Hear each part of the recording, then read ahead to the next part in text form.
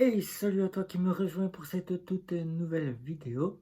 Aujourd'hui, je vais donc te parler des meilleurs néobanques et fintech de l'année 2021 qui ont fait parler d'elles. C'est parti. Donc, si tu es à la recherche d'un compte et que tu ne souhaites pas utiliser les banques en ligne puisque tu n'aimes pas le fameux côté banque en ligne, il y a les banques classiques, mais si tu souhaites ne pas y retourner puisque tu viens d'une banque classique, il y a les néobanques et les fintech. Oui, et donc là, je vais donc te donner les meilleurs fintech, on va dire fintech, on va toutes les ajouter dans le côté fintech, puisqu'avant d'être néobanque, elles étaient fintech. Donc, fintech de l'année 2021 puisque nous arrivons à cette période où il ne nous reste plus qu'un mois, et après nous passons à l'année 2022, et donc c'est le moment de vous donner les meilleurs fintech de l'année 2021. C'est parti. Alors donc, là, la première fintech qui a beaucoup fait parler d'elle cette année, c'est le compte Nickel avec son RIB français, qui est une fameuse fintech française qui a été rachetée par le groupe BNP, mais qui ne s'occupe pas de Nickel. Voilà, elle a juste des actions chez Nickel. Voilà, BNP et Paribas sont ensemble, ils ont des actions, mais ils ne s'occupent pas ni l'un ni l'autre. Voilà. Donc, Nickel est donc venu cette année nous sortir sa fameuse carte avec le nom et le prénom. Il y a des petites vidéos sur ma chaîne YouTube. Elle est venue puisqu'elle a annoncé sa migration en Espagne. Elle est donc migrée en Espagne. Les Espagnols ont un compte nickel. Et puis, arrivée en cette période de fin d'année, septembre, elle est arrivée avec le dépôt de chèques. Et oui, maintenant, chez Nickel, tu peux déposer des chèques qui te coûteront 3 euros le dépôt. Mais tu peux déposer des chèques. Et puis, elle est arrivée quelques jours plus tard avec sa fameuse carte métal que tu peux commander.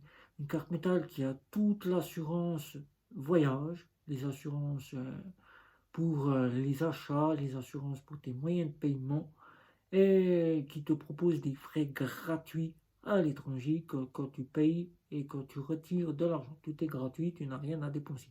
Sinon, tu retrouves vraiment l'ensemble de ce qui est de la carte Nickel Chrome à elle à 50 euros. Voilà, Nickel, c'est la première qui a fait parler d'elle cette année en 2021.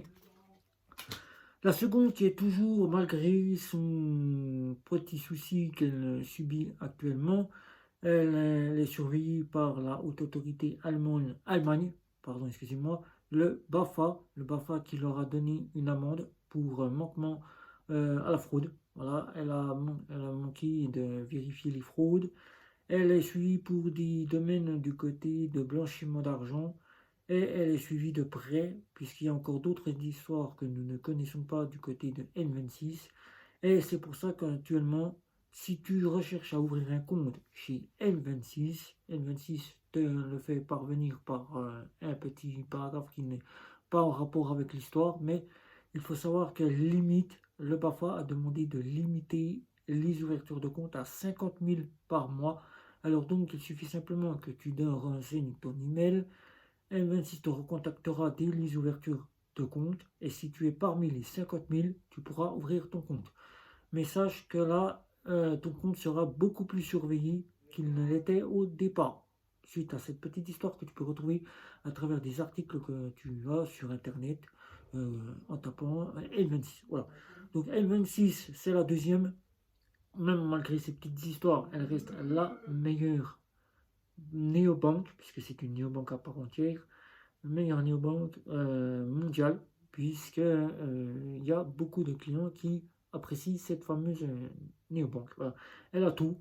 Elle a vraiment une application minimaliste et bien pensée. Les cartes et les offres sont vraiment bien aussi pour les clients. Et c'est la deuxième, voilà, de cette année. La troisième, vous allez me dire, c'est sa concurrente. Non, pas du tout. C'est Bunk. Bunk qui a fait parler d'elle cette année puisqu'elle est arrivée comme néobanque maintenant. Elle n'est plus fintech puisqu'en France, elle a donc fait parvenir le RIB IBAN français et elle s'est installée en faisant ouvrir une succursale et donc maintenant elle est néobancaire à part entière.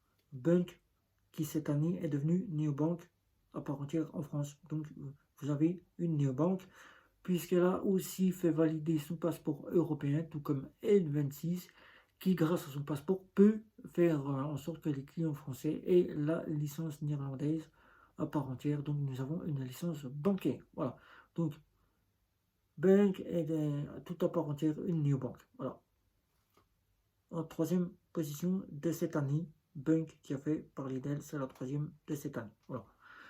La quatrième qui continue son bout de chemin et qui fait parler d'elle depuis décembre 2020 en ayant sorti l'offre Metal, puis deux offres Premium, c'est Omax pour moi qui continue son bout de chemin et qui nous a sorti une nouvelle publicité, puisque maintenant Omax pour moi s'affiche sur les écrans de télé, la chaîne M6 qui diffusera le nouveau spot de Omax pour moi, la carte gratuite qui est toujours aussi gratuite mais qui est peut-être réduite en fonction d'assurance, qui a fait valoir deux cartes premium et d'une carte métal avec toutes les assurances dignes d'une Gold Mastercard et de ce qu'on retrouvait avant sur la carte gratuite avec maintenant du cashback, des cartes des cartes e-bleu virtuelles et une très belle application de chez Omax pour moi du Crédit Mutuel Arkea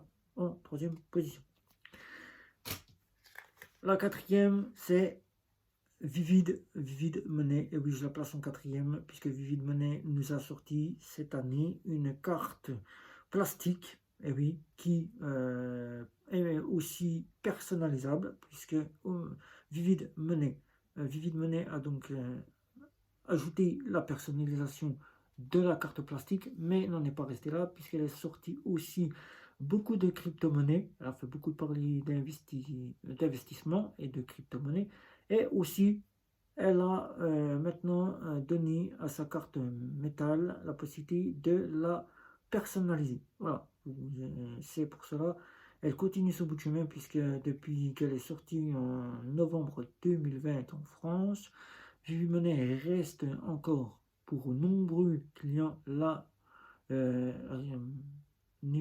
fintech révolutionnaire puisqu'elle est arrivée en 2020 et elle a continué son bout de chemin avec aussi révolution à travers son cashback, son parrainage, son investissement et la crypto-monnaie qui est arrivée, les sous-comptes que nous retrouvons chez Bunk, que nous avons chez Vivid Money, et la possibilité d'avoir des comptes en monnaie locale, c'est-à-dire vous choisissez une devise locale, voilà, des devises locales, voilà, et tout cela à travers Vivid Money, voilà, Vivid Money qui a beaucoup encore à nous faire. Et la dernière, et oui, là vous allez me dire, c'est celle que nous attendons tous, c'est Revolut. Revolut qui n'a pas fait grand-chose, mais qui est arrivé à continuité dans ses mises à jour. Elle est donc arrivée avec une carte métal une carte métal en or cette année. Et oui, elle a sorti la carte métal en or, mais elle n'en est pas restée là, puisque maintenant, à travers la carte de l'offre plus, l'offre premium et l'offre métal, il est possible de les personnaliser. Voilà, vous pouvez personnaliser ces cartes-là. Vous n'aurez plus avoir peur de vous sortir votre carte à travers Revolut. Revolut qui est là malgré ces petits soucis de carte bancaire Visa, auxquels les visas commencent à être refusés sur certains sites, puisqu'elles ne sont plus prises en charge, puisqu'elles sont badgées avec la puce ici dans les informations Grande-Bretagne au lieu d'être fabriquées en France, puisque il faut savoir que Revolut est venu le 9 juillet faire valider sa licence lituanienne. Et à cause de cela, la haute autorité française, la CPR tout simplement, a bien validé la FinTech Revolut en France, mais n'en a pas accordé sa licence, et donc lui a donc donné une punition. Voilà, tout simplement une punition en lui disant vous ne pouvez donc plus pas, tout simplement, vous ne pouvez donc pas simplement fabriquer des cartes en France et vous ne pourrez donc pas faire d'IBAN français. Il aurait fallu à Revolut de pouvoir demander la licence française, ce dont elle n'en a pas fait. Donc Revolut en 6e position. Voilà, 6e position Revolut, qui reste toutefois une des fintech de l'année 2021. Voilà. Sur ce, si vous avez des questions sur les fintech de l'année 2021, ben, n'hésitez pas, c'est comme d'habitude sous la vidéo, n'hésitez pas à commenter, à liker, surtout à me retrouver sur les réseaux sociaux et sur ce, de vous abonner. Sur ce, je vous dis ciao ciao.